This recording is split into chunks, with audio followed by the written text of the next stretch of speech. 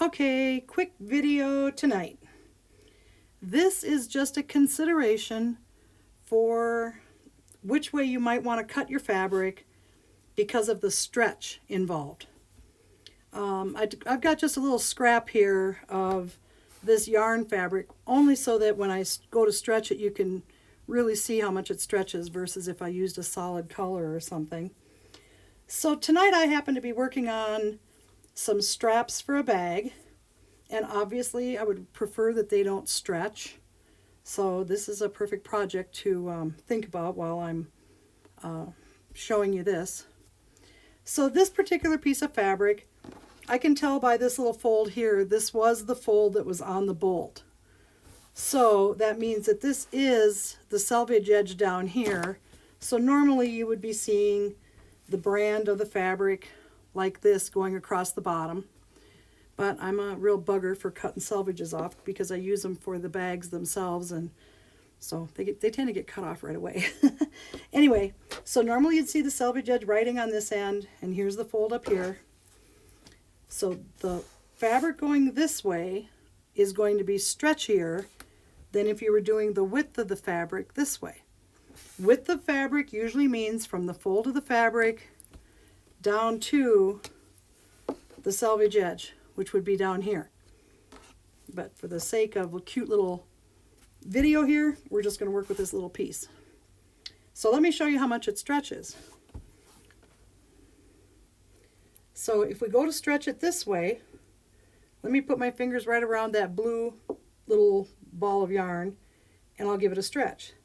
See how far apart my fingers went? Now if you go this way, here's another blue ball. Let's do that one. If I go this way, it doesn't move hardly at all. Now, that said, if you have 2 layers going across the selvage edge, it's going to be a little firmer because there's 2 layers. Most straps have got 4 layers, so that's equivalent to what I've got in my hands here now. So, go to pull this, yeah, it doesn't budge much. So maybe it's not a big deal, depending on your fabric, but this is something worth trying to keep in mind.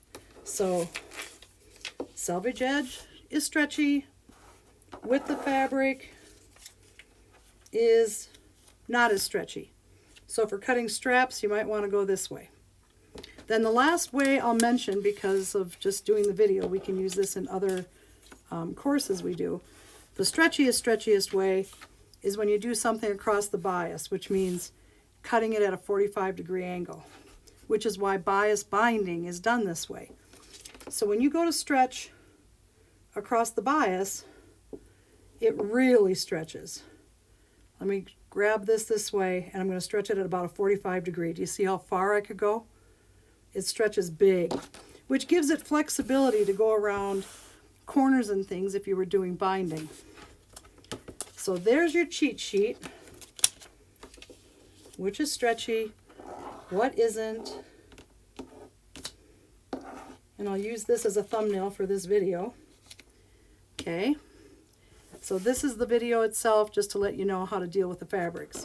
And just to give you a quick idea of what I'm doing, this is a strap that I'm using for a very large bag. This one was cut 5 inches wide, and it was done by width of fabric, so it was done this way according to what I just showed you. So it's 5 inches. Whoopsie, let's do it this way. And then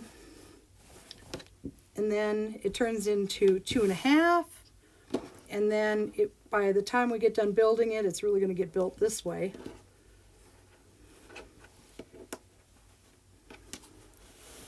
And by the time it's done, what I decide, 1.25 inches, 1.5 inches or something, let's see, 5 inches, 2.5, 1.25 inches. It'll be 1.25 inches wide, and then here's the embellishment part that I'm going to put on it. Yep, let me show you some bugs. There's bugs on this. Here we go. This will be the embellishment on the strap, and by the time you have that many layers, it's very solid, it won't stretch, it'll be fine. You don't need any internal nylon webbing or anything like that. This will be plenty strong for a very large bag. So there you have it. Hope this helps.